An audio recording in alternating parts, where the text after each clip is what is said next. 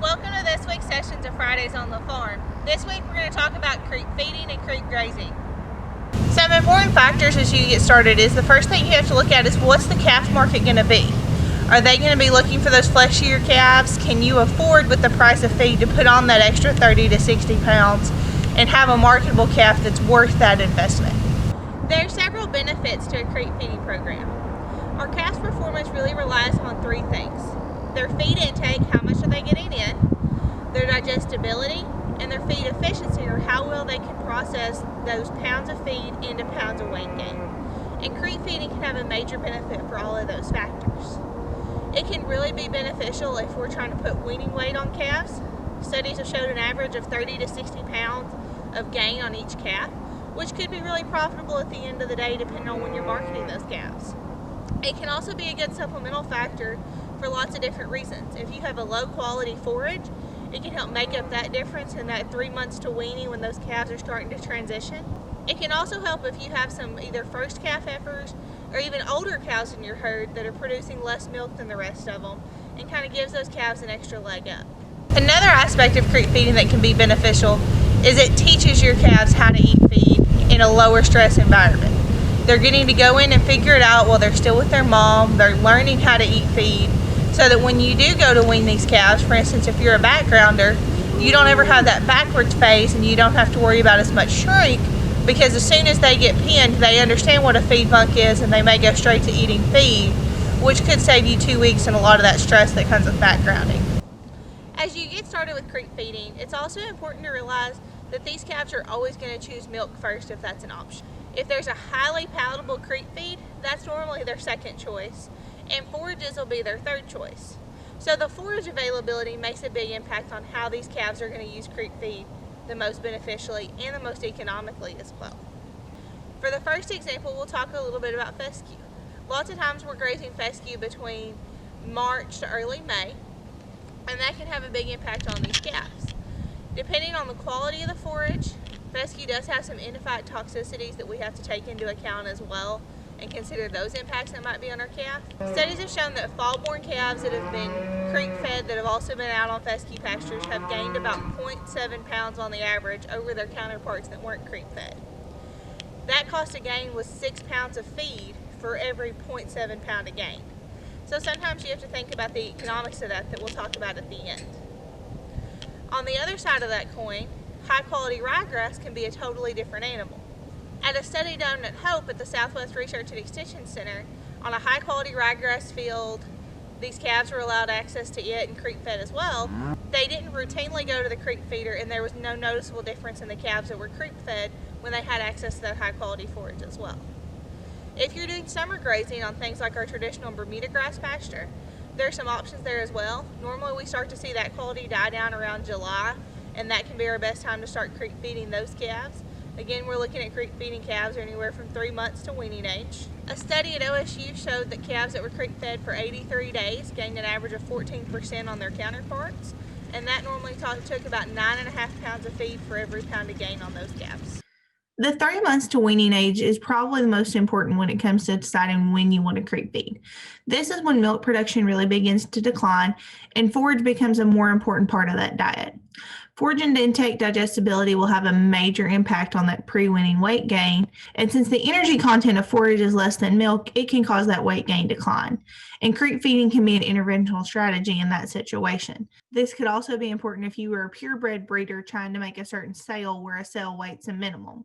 Or if you're doing things like pre-selling calves, depending on a certain weight, this could help you reach them. And the goal in this is to partially replace forages with a more nutrient-dense feedstuff, or to supply that supplemental protein that can improve their digestibility and improve their intake to help you reach those goals. Another factor to keep in mind when you're creep feeding these calves is being able to limit their intake. If you put about 5 to 10% salt mixture in with their feed, it'll limit their intake, which could result in lower weight gains, but can also be more cost effective, so they're not going through as much feed as quickly. When most people think about creep feeding, they're thinking about the true feeder situation like what we've seen, but creep grazing can also be a really beneficial option, especially if you've got some of those higher quality forages like maybe ryegrass. Lots of times we want to do what we call leader follow grazing, which means you set it up where your calves get to graze before your cows so that they're getting the best options and not just what's left over. There are a couple options. If you have a temporary setup, you can set up just a one line that the calves can go under, but your cows can't cross, like you see in the bottom picture. So those calves can go over and get access and try it out. They get more comfortable being a little bit farther away from mom. And the second option is if you have more of a permanent style electric fence setup, you could even put in a creep gate between those rotations, like you see in the top picture, where those calves can go ahead and go on in and graze ahead of the herd. Replacement heifers are one of the major places that creep feeding may not be the best option. 3 to 10 months is a crucial development period for those heifers' mammary system. And if we increase their nutrient levels too high, it can have some really detrimental effects. Some studies have shown that heifers that were creep fed not only had lower milk production, but they also had trouble keeping their body condition score at calving. And so if you're looking at replacement heifers, there may be some better options other than creep feeding out there for growing those heifers at the rate they need to grow to be the best replacement cows for your herd. As you get started with creep feeding, normally we recommend if you're going to creep feed to do it at least the last 60 days before you wean. This gives your calves a chance to figure things out. It also takes some of that stress off when you go to wean these calves because they're already familiar with the process and they're used to getting fed. But understand that these calves aren't going to go to feed first. So make sure your creep feeder is somewhere that your cows are going to travel pretty regularly.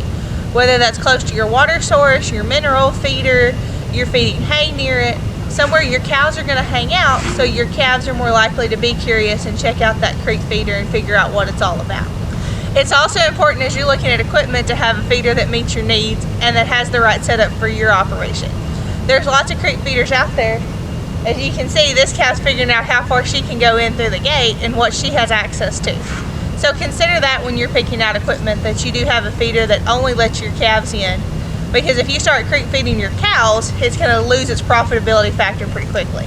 It's important when you put that creep feeder out the first time that you're keeping an eye on it. You're realizing how quickly those calves are going through feed. You're making sure that your cows can't get in it either. As you can see, she's checking things out and seeing what she has access to.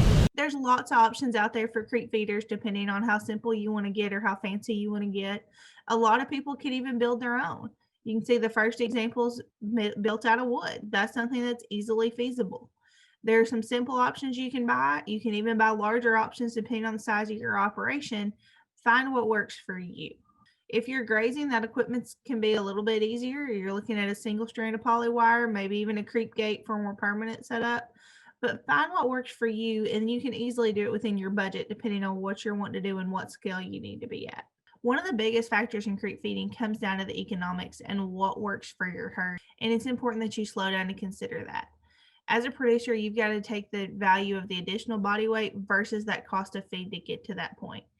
Most of the time, producers are going to run around 10 pounds of feed for every pound of body weight as a feed conversion. If we use that as an example, let's say you've got 550-pound calves that are selling for around $1.20 per pound. Then that 10 additional pounds of body weight would be worth around $12. If feed conversion, which we said was 10, is multiplied by the amount of weight, which is also 10, it equals 100 pounds of feed for 10 pounds of weight gain, which makes the math a little bit easier. If your feed's costing around $8 a hundredweight, then that added value would be $12 per hundredweight, and your creep feeding is returning around $4 per calf back to you. And that's at that 10-to-1 conversion rate. Another factor is you also don't want to get these calves too fat or too fleshy. On the average, those fat or fleshy calves can be discounted anywhere from $6 to $16 a hundredweight, depending on how they're being marketed. So keep that in mind that we don't over creep feed these calves so that we still hit the markets we need to. So you've got to look at that, see what your feed costs are supposed to be. This year it looks like feed may be high, so there are some other considerations to keep in mind there. Maybe grazing would be a better option and investing in some of those winter annuals so you could creep graze and maybe a little cheaper cost. If you need help figuring out these numbers, don't hesitate to give us a call. There are several factors to consider as you're talking about creep feeding.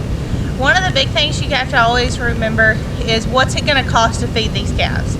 Are you going to get the cost of gain you need? How long are you going to have to feed them to reach those weight gains? And is feed at a decent price where you can afford to do it? You also have to think about your forage availability. Do you have those stronger grazing operations that maybe creep grazing is a good option for you? Or do you need to supplement some lower quality forage with some creep feed? You also have to think about your retained ownership. Are you keeping replacement heifers, so maybe it's a better idea not to creep feed? Are you backgrounding these calves, so maybe it is a little bit better to take some of that stress out, make it a little bit easier for them to go to the feed bunk and not go backwards as quickly when you do bring them in to start backgrounding at weaning? And time also has to be a consideration. How much time do you have to feed these calves and keep an eye on your creep feeder? Do you have the labor to do it, and how many days are you going to have to feed so that you can go back to that what's it going to cost at the end of the day? These are some of the decisions you need to think about. If you need help trying to look at your operation and decide if creep feeding is a good fit for you, don't ever hesitate to give us a call at the office. In the long run, creep feeding can be really beneficial in the right setup. Not only does it teach our calves how to eat, it can have lifelong effects on their improved carcass quality, and it can also help improve your weaning weights, especially if you have lower quality forage or lower milk production in your cows. But it's also important to weigh those factors up against what's economically most feasible for your operation. We have an excellent fact sheet on our website that you're welcome to reference for more information. And as always, don't hesitate to give us a call. I'd love to walk through your operation and help you decide what works best for you. Thank you for joining us for this week's session of Fridays on the Farm. Next week, we're going to talk about extra precautions to take with those winter calving cows. See you next Friday.